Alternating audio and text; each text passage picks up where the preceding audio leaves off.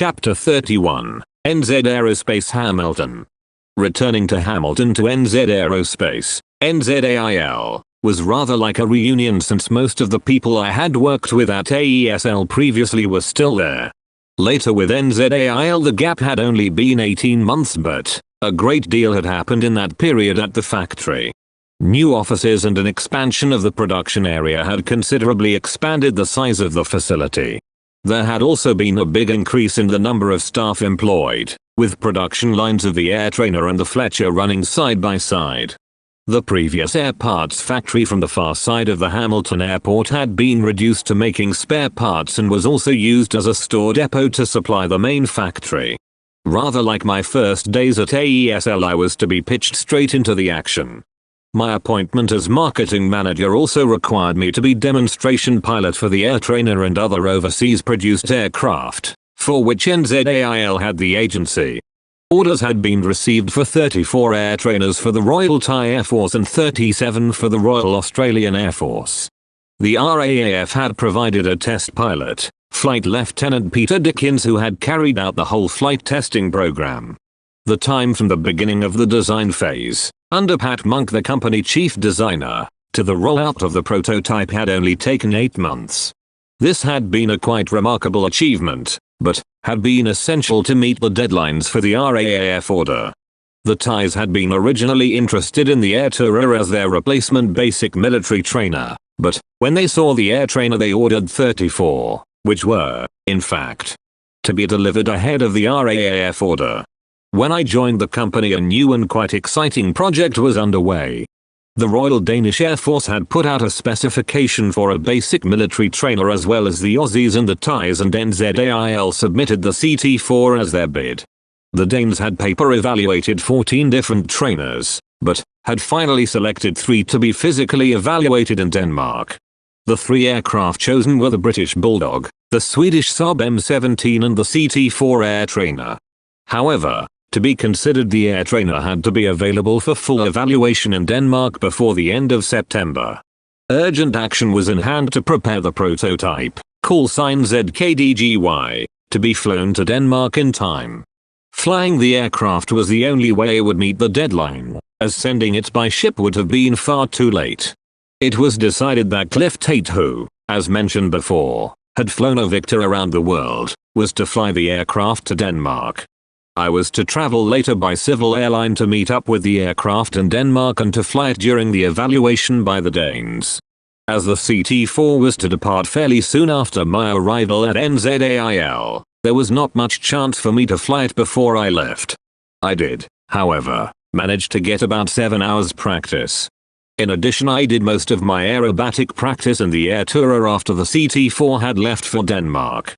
In September I flew to Los Angeles on Air New Zealand, where I had a day spare to visit Disneyland, and then proceed on to London. Whilst in London I went to the New Zealand High Commission to be briefed on the Danish project by the New Zealand Trade Commissioner and his staff, who had been visiting Denmark to assist in the venture. I also managed to spend a couple of days staying with my sister and her husband outside the city. It had been 7 years since I had last been in London. In addition, I had calls on 2 of our UK agents to make and was able to set up a visit to Iran as a result. Our Iranian agents had an office in London and set it up for me, in order to follow up the interest being shown in the Fletcher. Finally, I flew to Copenhagen, and sitting next to me on the flight was the charming and helpful wife of a Danish doctor, who had been in London for a conference. I expected to be met at the airport by our agents, Bonstad Peterson, a well-known Danish company who were the agents for the American Grumman Aircraft Company, as we were in New Zealand. This Danish company were also the Mercedes car agent and had built up their reputation in the automotive world, but, in recent years have branched out into aviation. I had expected to meet at Copenhagen Airport, their aviation division manager, Jørgen Helm, with whom we were to work closely. Their factory was at Billerud, about 30 miles north of Copenhagen. And it so happened the lady who sat next to me on the airline came from Hillerød, a small town near Billerud. Unfortunately, there had been a mix-up regarding my arrival date, so no one was there to meet me, but fortunately, the lady I had met helped me phone the Bonstad Peterson factory, but as it was evening no one was there. She very kindly offered to drive me to Hillerød and get me into a hotel, an offer which I gladly took advantage of. After she had dropped me off at a hotel I booked, and only to find it was a temperance hotel. This was not my style at all, for I was longing for a beer on what was a hot summer's night. Fortunately, the hotel proprietor understood and directed me to a lovely pub where I could get a drink. The next morning I made contact with our agents and traveled to their office. They were most apologetic at not meeting me, and Jørgen Helm went out of his way to make me feel welcome. He told me that the air trainer had just arrived after a 12-day flight from New Zealand, and it was now being prepared for the evaluation at Bonstedt Peterson's aviation facility at a small airfield called Gronholt a few miles away. Gronholt was an immaculate little airfield with an excellent sealed runway and well-kept buildings. Bonstedt's aviation facility was on one side of the runway and an aero club on the other. The area surrounding the field was flat and provided excellent approaches to the runway, making up one of the nicest airfields I have ever flown out of. After I had met Mr. Bonstedt Peterson, Jørgen drove me to Gronholt, where I met the chief engineer Jørgen Madsen, who was busy preparing the air trainer. I was to have a great deal to do with both Jørgens over the next few weeks. It was expected that the air trainer would be ready to fly in a day or so, after all the ferry gear had been removed and the necessary inspections had taken place. Very necessary after its long 112-hour flight from Hamilton to Gronholt. Later Alf Coleman was to fly in for the evaluation, which was to take place at the Danish Air Force base of Vandel in the province of Jutland, about 120 miles from Gronholt. Due to delays in the serviceability of the aircraft, plus low cloud and mist, when it was ready meant that I was unable to get the very necessary practice for the evaluation I had hoped. I did, however, manage about 3 hours, during which time I also converted Jørgen Madsen into the aircraft. He was a holder of a commercial pilot's license, as well as being a first-class engineer. I found all the Danes I met to be very friendly and charming people. Meanwhile, Jørgen Helm had booked me into a nice hotel at Hillerød, pronounced Hillerol, where the owner and his wife made me very welcome indeed. In fact, the proprietor wanted me to stay up most nights drinking with him, making it hard for me to get to bed. But I had a flying job to do and had to resist his generous hospitality. I loved the little town of Hillerød and enjoyed many happy hours wandering around the shops, all noticeably well stocked with so many lovely Danish products, especially the superb Danish china. The Danes were very pro R.A.A.F, and when they learned of my background were even more friendly. Interestingly, Jørgen Helm had an incredible dossier of information on every R.A.A.F aircraft which came down in Denmark during World War II. He had a record of each aircraft, the squadron, where it had flown from in UK, the names of the crew, how it was shot down and what happened to the crew. I spent several fascinating hours going over these records with Jørgen and established what had happened to a number of chaps I had known. He showed me a photo of an Australian pilot being handed over to the Germans, after ditching near Bornholm Island in the Baltic. I recognized the pilot as Kevin Humphreys, an Aussie, who had been with me at Llanderog in Wales but whom I had lost contact with. He was now with Australian Airlines and had revisited Denmark a year earlier, which was quite a coincidence. The evaluation was due to commence on the 17th of September and Jørgen Madsen and I were to fly the aircraft to Vandel on Sunday 16th. The evaluation was to last 5 days and, as we were to find out, was going to be very thorough and exhaustive indeed. It was a pleasant flight across to Vandel with Jørgen pointing out places of interest to me en route. Vandel was a big NATO base with a wing of fighters and strike aircraft for the R.A.A.F. On arrival we were met by Jørgen Helm and Alf Coleman, who had arrived in Denmark a couple of days earlier. We were also introduced to the Danish Services evaluation team, comprising 3 pilots who were to evaluate the air trainer, plus an Air Force technical officer. Major Eriksson of the R.A.A.F., a qualified test pilot, headed the team, which included the chief flying instructor from their base flying training school Major Christelsen, and an Army major from their Army Air Corps, plus Major Krag who was the technical officer. Also present was Major David Sen of that Danish Ministry of Defense, who was in charge of procurement for the Danish services. We were to be accommodated at a lovely country crow, or hotel, at a place called Billund, close to the famous Lego toy factory. That evening we had a few drinks and dinner with the Danish team, in order to get to know them. The next day we were briefed on the evaluation program, which was to involve at least 6 hours flying for each of the 5 days and to include every aspect of the aircraft performance, including night flying. As I was expected to fly on each sortie, it was to be quite a week. Generally, the weather remained good and we experienced little hold up in the program. Each phase of the program was to be flown by all the 3 Danish pilots in turn. On the first morning I flew a low-level demonstration aerobatic and handling display at an airstrip near Vandel. I then flew a second sortie carrying mock weapons, demonstrating that the air trainer had the capability to carry, overload fuel tanks, bombs or rockets. I demonstrated the aircraft in an aerobatic display, then carrying simulated loads together with its short takeoff and landing performance. That night I flew 3 night sorties with each pilot at Vandel, carrying out instrument approaches on radar. The next day we hit a snag during the aerobatic phase. The ferry overload tank was filled in what normally would have been a third seat behind the 2 pilots. Funny slopping sounds were coming from this tank, and on examination we found about 15 gallons of fuel in the tank, which was supposed to be empty and blocked off from the normal fuel supply. What had happened was that the line to the overload tank had not been cut off, so fuel had traveled back into the overload tank when refueling the main supply. This fault, which could have been highly dangerous in aerobatics and inverted flight, was also adding an extra 100 pounds of weight to the aircraft load.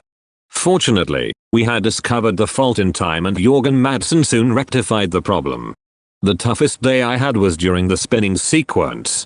The specification called for a spinning sequence of a minimum of 6 full rotations, with full recovery within 3 turns. Spins were commenced at 10,000 feet and carried on down to a minimum height of 6,000 feet. Each sortie took 2 hours with each pilot, so that day I did 6 hours of spinning, and all pilots who are versed in spinning will know, this was a very tough day indeed. Other days included stalling in all sorts of configurations, a variety of different types of landings, and 1 day of low-level flying. The test pilot, Major Eriksson, was a delightful personality and one of the finest pilots I have ever flown with. He had been trained as a test pilot in America and was the chief test pilot for all new R.A.A.F aircraft. His aerobatics were a joy to go through, as he flew them with wonderful precision and smoothness. I found the Army pilot a bit brutal on the aircraft and, although very good at low-level work, a bit rough on aerobatics and spinning. At the end of the week I was completely wrung out, but had learned a great deal more about the air trainer performance. The Danes were very impressed with the aircraft and the evaluation was a success. Privately, they told us they had found that the air trainer was the best of the 3 aircraft they had evaluated. And we also learned from another source that they had recommended the aircraft as the trainer they wanted. Although this was all unofficial, we were really bucked at this excellent news. Apart from the flying, there had been a great deal of socializing as well, and we wound up the week with a farewell dinner for our Danish friends at our hotel, where the food was superb. We found that the Danes love their drink too, enough said. Jørgen Madsen and I flew our shattered frames back to Gronholt the next day and welcomed a good night's rest. It was to be a very short break, as the Norwegian Air Force had confirmed that they also wanted to evaluate the aircraft. They were, however, going to accept the data from the evaluation by the Danes, so the evaluation in Norway was to be a lot shorter and less exacting. At least that was the plan, but we were going to meet extraordinary difficulties during our stay in the country. Having flown back from Vandel on the Sunday morning, we were due to fly out to Oslo on the Monday. Fortunately, the aircraft had remained serviceable, despite all it had been subject to in the past week. I arrived back at the hotel in Hillerød at lunchtime on the Sunday to be greeted warmly by my hosts, who then took me out to a lovely country hotel where we spent the next few hours wining and dining. I began to think that Danish hospitality was going to bring about my early demise. One memorable thing about the hotel we visited was that it was a real family affair, including children and even the family pet dogs. The dogs were much better behaved than the children. The dogs sat quietly under the tables just enjoying the scraps offered, whilst the children ran around like wild dervishes. Nevertheless, it was a lovely way to spend a Sunday afternoon, and I much appreciated the kindness of the hotel proprietor and his wife. The next day, Monday, Jorgen Madsen and I set off for Oslo, on a lovely clear autumn day. The flight took us up the Swedish coast past Göttingen and then to the southern tip of Norway. I was enchanted by the beauty of Oslo Fjord, which we flew along VFR at 1,500 feet. The lovely clear waters of the fjord, surrounded by the lush green woodlands on either side, were a wondrous sight. They were met by our agents at the Oslo International Airport, and then we were taken to our hotel, which was quite luxurious and situated in the center of the city. Over dinner that evening, our agents advised that the next day a Norwegian Air Force officer would look over the aircraft, but that we were to fly up to Trondheim for the evaluation. We were to the R.A.A.F flying school at Værnes, about 30 miles north of Trondheim. The flight to Værnes was to take just under 2 hours over mountainous country north of Oslo. About halfway out we experienced a severe drop in fuel pressure, causing the engine to shutter and lose power. This is not funny when you are over snow-clad mountains. We decided to return to Oslo, since it was no good taking an unserviceable aircraft for an evaluation. Luckily, by keeping the fuel pump on high, we were able to keep the pressure up enough to keep the engine running. The R.A.A.F were most helpful and gave us permission to fly to an Air Force base just near Oslo, in order to repair the aircraft. The Air Force personnel at the base Gjella were extremely helpful and let us use their heated hangar to house the aircraft and work on the fuel problem. They even loaned us an engineer and tools. We had to remain overnight, so we found a local hotel to stay at. Fortunately, we managed to rectify the problem quickly, which was found to be a blockage in the line leading to the main fuel collection box, and the next day we were able to fly up to Værnes. The route took us over the mountains and past Trondheim, which I had heard so much about during the war. Especially when 617 Squadron R.A.A.F had sunk the German battleship Admiral Tippets in Trondheim Fjord Naval Base.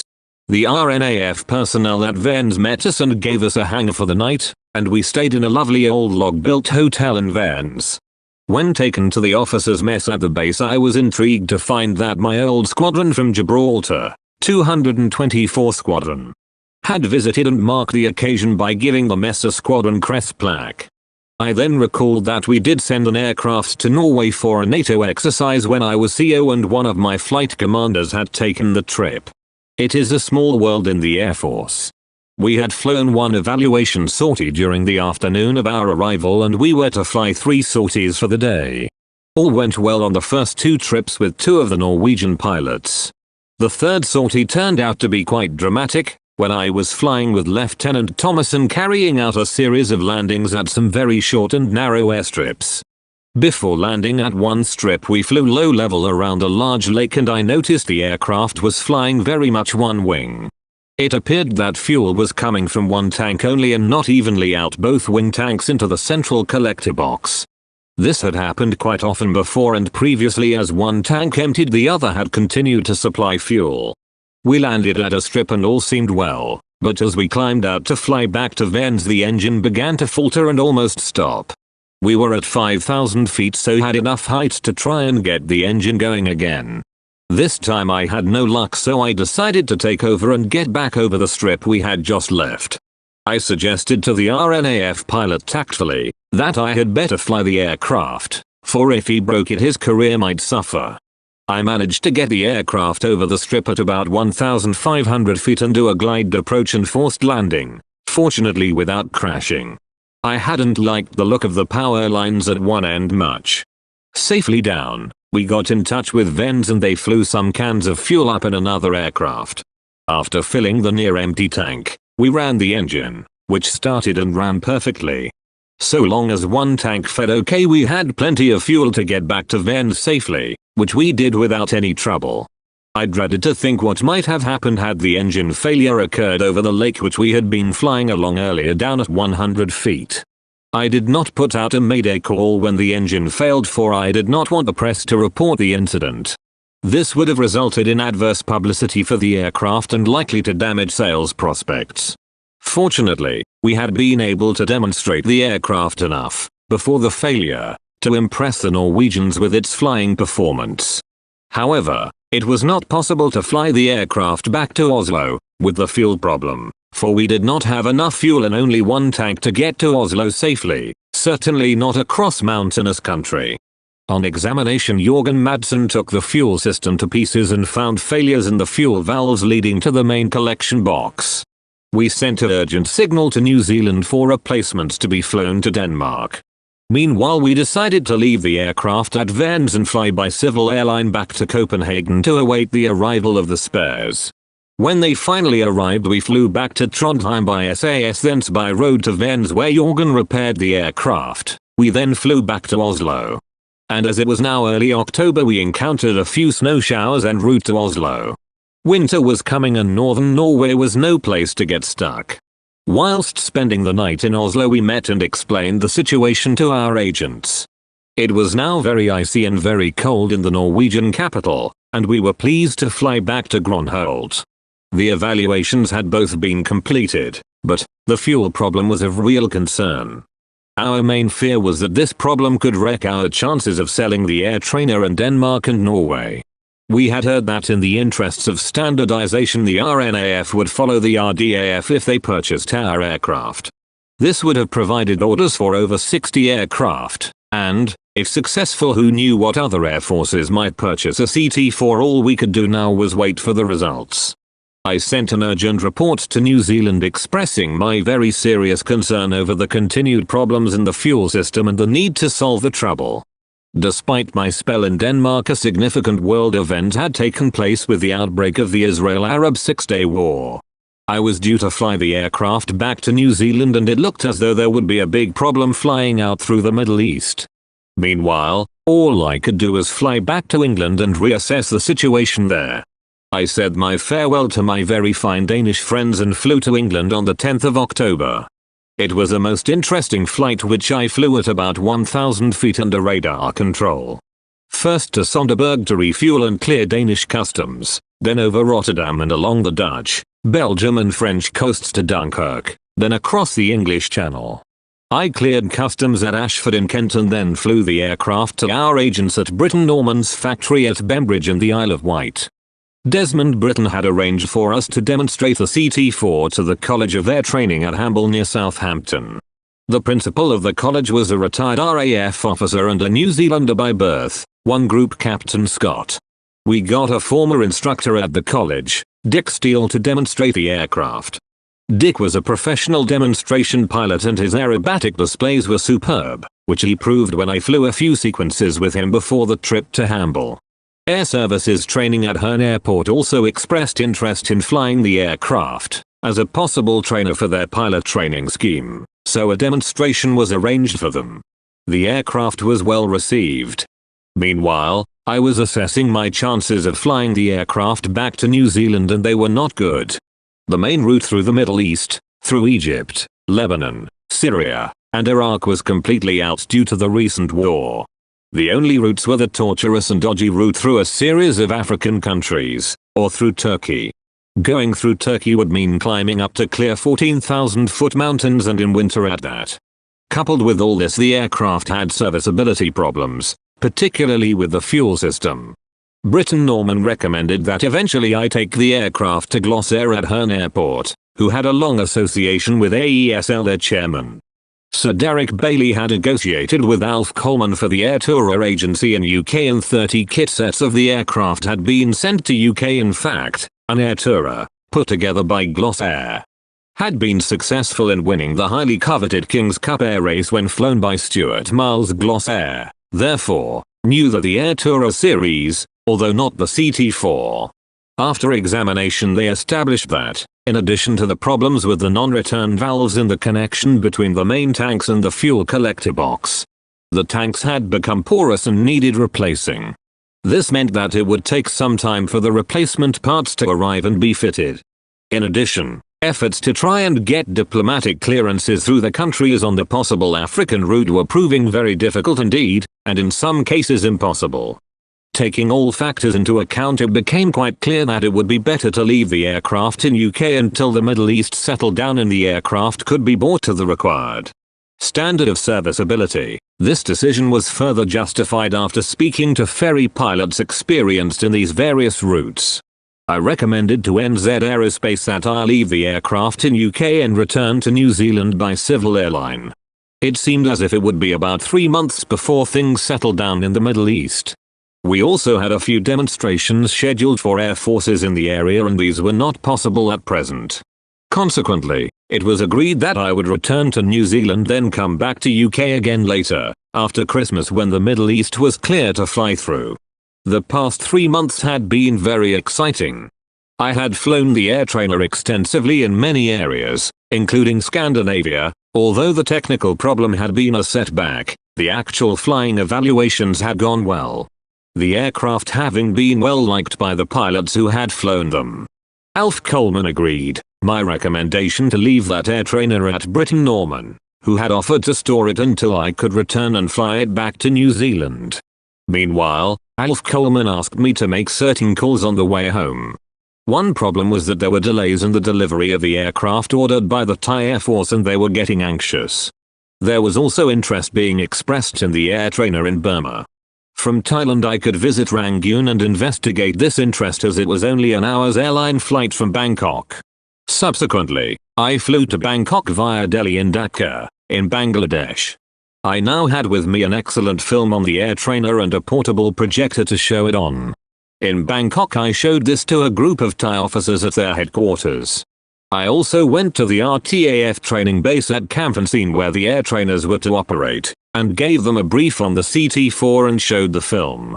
Air Marshal Sun Toon in Bangkok, who was in charge of the CT-4 project, was most helpful, and we kept the Thais happy until the first aircraft arrived a month later. After my brief stay in Bangkok, I then flew to spend 24 hours in Rangoon to promote the aircraft to the Burmese Air Force. Here I was met at Rangoon by Burmese government procurement agency officers who were involved in any possible deal.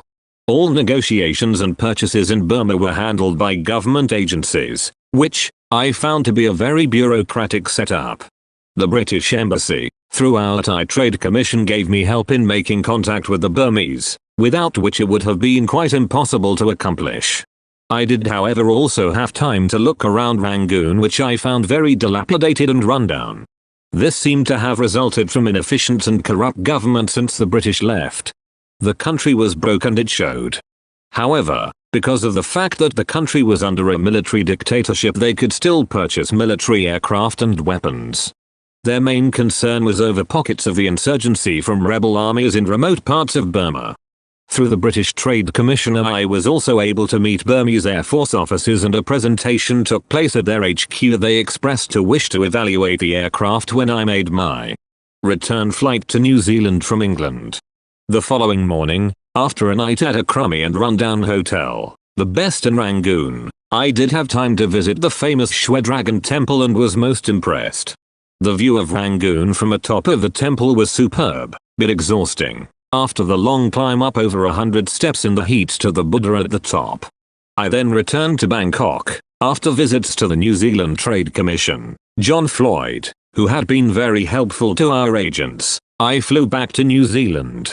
So ended a pretty hectic period of activity since the time when I had left Hamilton in September. It had been a phase of success in most ways, but had been blemished by the serviceability problems of the CT-4, especially the fuel system. These just had to be put right if we were to succeed in getting aircraft orders in numbers. The war in the Middle East had compounded our problems. From a personal point of view, I felt that I had done as best as I could, a view fortunately held by Alf Coleman. It had been great to travel to Scandinavia, an area I had always wanted to see. I look forward to my return the next year.